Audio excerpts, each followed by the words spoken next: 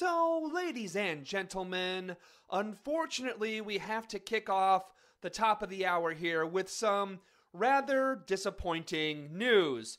I know some of you might be saying, disappointing news? What's new about that, Matt? What's new here? Well, frankly, folks, this bit of news is particularly bad and particularly troubling, and frankly, it's news that we in the progressive movement, in my opinion, need to be freaking out about. So here's what happened. This last Tuesday at the DC Court of Appeals, in the case of Verizon versus the FCC, the Court of Appeals struck down the FCC's open internet order. In doing so, this court has effectively killed net neutrality. Now, I'm pretty sure most of you listening to the show, if you're in the progressive movement, you probably know what it is, but in case you don't, let's take a couple of minutes here at the top to explain what exactly is net neutrality. So, in the most basic of terms, net neutrality is the open internet. Net neutrality is what, frankly, allows this show, the Matthew Filipowicz show, to exist.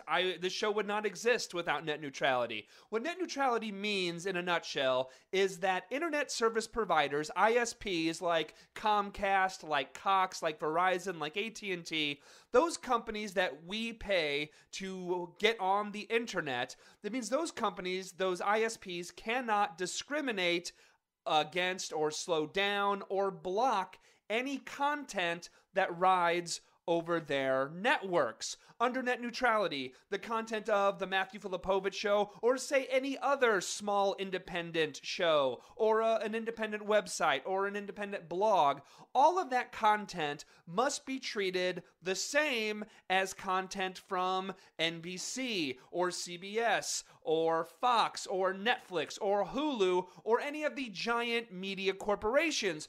With net neutrality, all content is treated equally. And frankly, that is the very basis of what the internet is. Not only does net neutrality allow for all content to be treated the same as multinational corporations' content, it also ensures that these internet service providers do not block or censor content on the internet that they might not agree with. Like political content, for example. Without net neutrality, these ISPs could theoretically block websites that they don't agree with politically, or they could slow them down and speed up sites that they do agree with.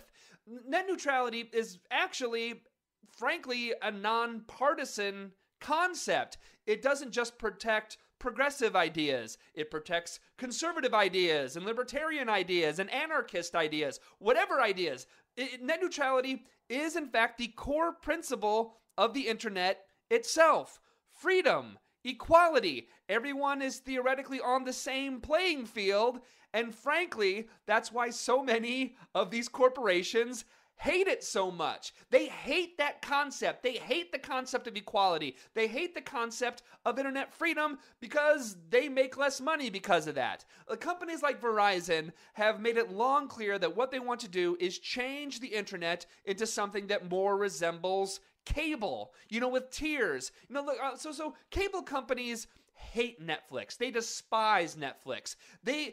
Right now, due to this court ruling, they could theoretically automatically slow down Netflix traffic while speeding up traffic to their own streaming content sites. They can and probably will install tiers on the internet where if you want to, say, access Hulu, you pay them this much more. If you want to access this news site on the internet, you pay them more. If you want YouTube, you pay them more. Not only that, these telecom companies want to charge not just consumers, but companies like Hulu and Netflix and Google. They want to charge them and put them in a fast lane on the internet where their sites are going to run fastly and smoothly and load seamlessly. A lot of these companies, these big companies, will be able to afford to pay it, and they will, and so they'll go in the fast lane, but then what happens then is then the rest of the internet gets relegated to the slow lane or no lane at all, and right now that doesn't exist on the internet. There is no fast lane and slow lane. There is just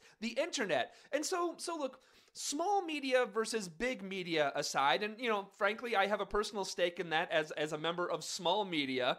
Let's talk about even the concept of big media versus big media. That's going to be, frankly, kind of destroyed in this ruling. So Comcast, for example, owns NBC. They do. Remember on 30 Rock, there was the whole cable town buying up NBC and that. Well, Comcast actually did buy out NBC. So Comcast, the cable company, might naturally put NBC Video in the fast lane while slowing down content from CBS or ABC or cable or Fox or whatever. Another thing, so say an ISP, say they might be incentivized to have you use, I don't know, FaceTime over Skype or Google Chat. So FaceTime would go in the fast lane while Skype and Google Chat goes in the slow lane.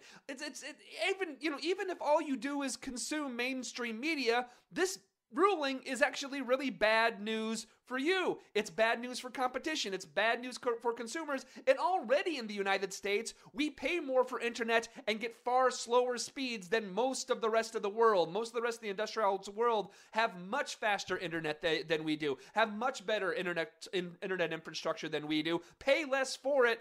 We already have these giant monopolies doing the internet. Some people only have one choice of internet where they live. Some people might be lucky and have a couple, but it's really not the internet competition already sucks in the United States, and we pay for it by the fact that we have this slow, expensive internet. So look, it's bad news for all consumers. It's not just bad news again for independent media like myself. It's also bad news not just for media and media consumers. It's actually bad for small businesses. So say, for example, I don't know, you're a small bookstore, or you have an online shop that sells books. You sell them you don't maybe even have a physical space where you sell books, but you sell books out of your garage or something like that. So say, for example, Amazon gets to spend some extra money, and so Amazon gets placed in the fast lane of the internet while you get placed into the slow lane. Amazon gets another big advantage over you because they can pay more. Or say someone comes up, I don't know, with a new search engine to fight Google, or a new video game, or a new app. Killing net neutrality does so much harm, so much immense harm to small business, to entrepreneurs, to innovation. It is an innovation-killing monster by getting rid of net neutrality. And that's what they want to do. These telecom companies do, in fact, want to kill the internet as you and I know it. And as of right now, this district court in D.C. just gave them a bloody loaded gun to do it. So what exactly happened in this court ruling? What happened here? So reading from freepress.net, and Free Press, by the way, which are good friends of the show. You guys hear Tim Carr on here, Josh Stearns on here. We have those guys on all the time. Free Press, who have frankly been on the front bloody lines of this net neutrality fight for such a long time. Again, freepress.net's where you should go.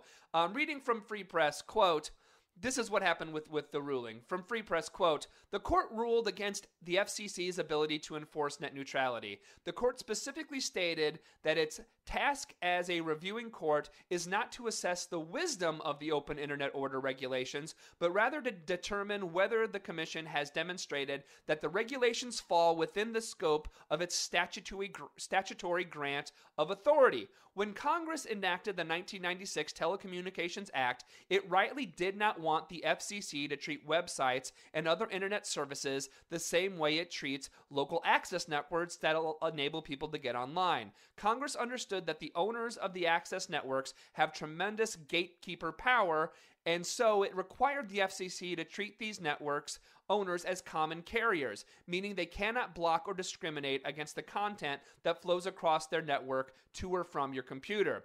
In a series of politically motivated decisions by FCC Chairman Michael Powell, who is now the cable industry's top lobbyist, and then FCC Chairman Kevin Martin, the FCC decided to classify broadband internet access service as an quote, information service, meaning that the law sees it as no different from a website like freepress.net or an online service like Nexus LexisNexis. These decisions remove the FCC's ability to prohibit ISPs from blocking or discriminating against online content, as well as remove the FCC's ability to ensure ISPs protect your privacy.